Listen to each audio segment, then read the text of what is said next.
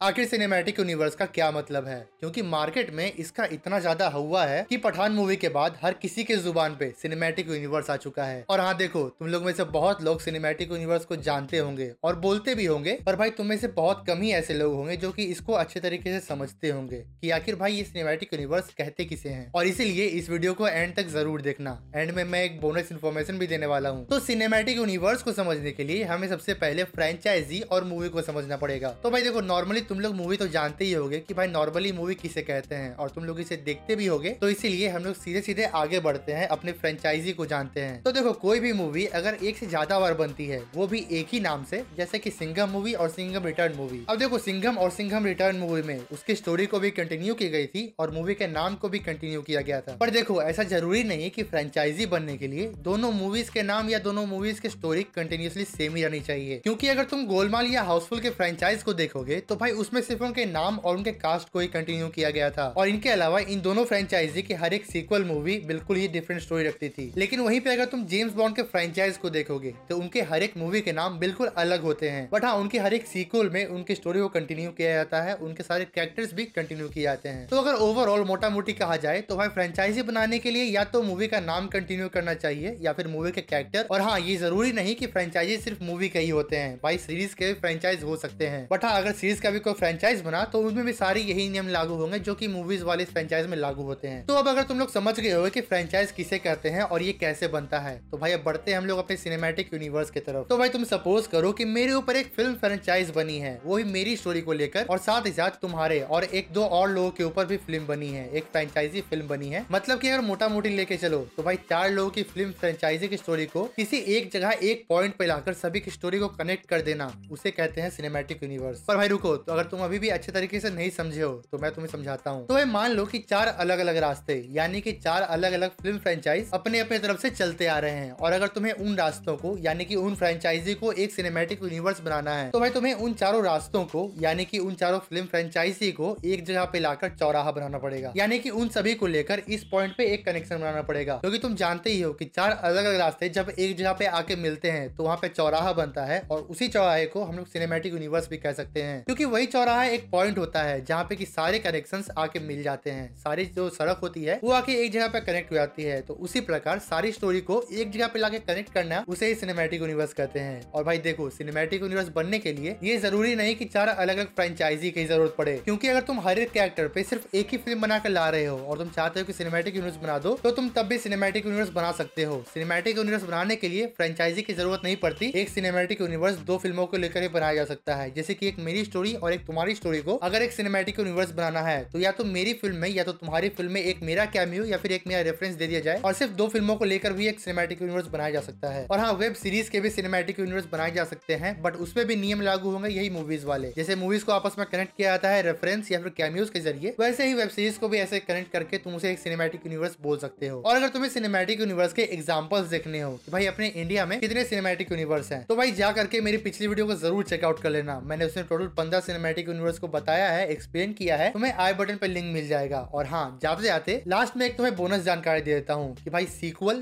Prequel, interquel, crossover, remakes, reboot, spin off और trilogy, ये तुम लोग बहुत सुने होंगे इन सब के बारे में। और मैं तुम्हें बता दूं कि ये सब अलग अलग चीजें हैं, और जो तुम मूवी देखते हो ये उनकी कैटेगरीज हैं। पर हाँ, ये फ्रेंचाइजी और सिनेमैटिक यूनिवर्स से बहुत ही ज्यादा अलग वाली कैटेगरी में आती है। और अगर तुम कंफ्यूज जाते हो कि भाई किसका मतलब क्या होता है, तो भाई तुम मुझे नीचे कमेंट कर देना। मैं अगली वीडियो इसी पे बना दूंगा, इसके डिफरेंस तुम्हें समझा दूंगा कि भाई किसका मतलब क्या होता है। तब भाई तुम अच्छे से सबके सामने फ्लेक्स कर सकते हो। और हाँ, इस वीडियो को देखने के बाद अगर तुम समझ गए होगे कि सिनेमैटिक यूनिवर्स और फ्रेंचाइजी क्या होता है और फ्रेंचाइजी कैसे बनती है और सिनेमैटिक यूनिवर्स कैसे बनती है, तो मेरे चैनल को जरूर सब्सक्राइब कर देना और इस वीडियो को जरूर लाइक कर देना। और अगर मुझसे पर्सनली कनेक्ट होना चाहते हो तो मेरे इंस्टाग्राम पे जरूर आ जाना। और हाँ, देखते रहना AR Says।